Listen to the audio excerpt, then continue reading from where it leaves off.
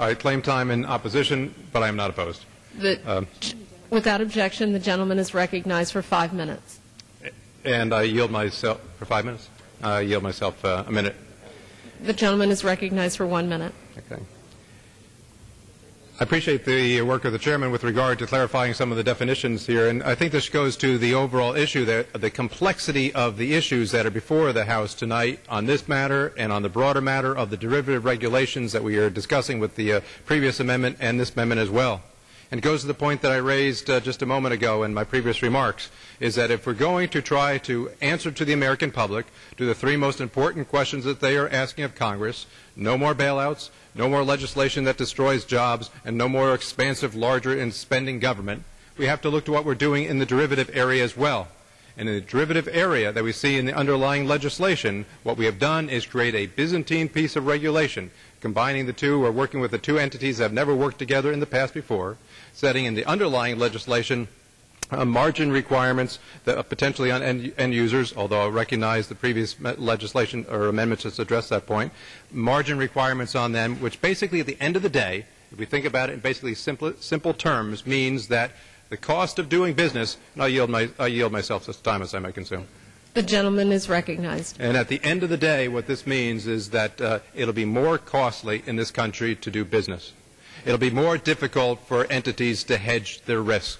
And if businesses can hedge their risk, the other fundamental purpose of this legislation that we hear from the other side to end the idea of systemic risk will be thwarted as well.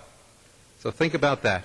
We will be thwarting one of the basic functions that they say is the underlying legislation to end systemic risk, because we cause a hardship on companies to hedge their risk on the one hand, and we will not addressing one of the major problems that this country is faced with today, high unemployment.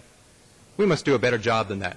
And as I stated before, the Republicans have offered a better solution to all those issues. We have offered a solution with regard to the bailouts to end taxpayer-funded bailouts. We have offered a solution to end the prospects of less jobs in this country. And we offered a solution respectively to the whole derivative market, as I set forth before. The centerpiece of that solution is something that was actually found in the chairman's bill, and that was the repository idea. We can get all the transparency that we need right now through a trade repository where the o.T.C trades were reported. We can get the accountability and the transparency that the American public looks for as well through the initiatives that are in the Republican substitute.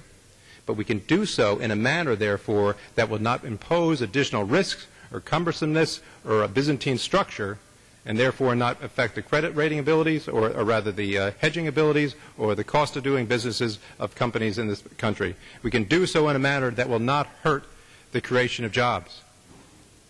When you think about it, we will have probably discussed 1, 2, 3 different areas, 3 different titles of this bill that actually be hurting jobs. Where are they? We haven't talked about the first one too much, cfba. The Consumer Financial Products Agency. That has already been documented that will cost literally 1 million jobs. The Winddown Authority, we've already talked about that previously. That will also cause jobs. And here, if you do not handle the derivative situation correctly, that potentially can cause jobs loss in this country as well. We suggest that the Republican substitute should be considered in this area as in other areas as well. And with that, I reserve the balance of my time and commend the gentleman for his work on the underlying amendment that we have here before us today. The gentleman reserves. The gentleman from Minnesota is recognized. Madam Chair, I am pleased to yield 1 minute to the distinguished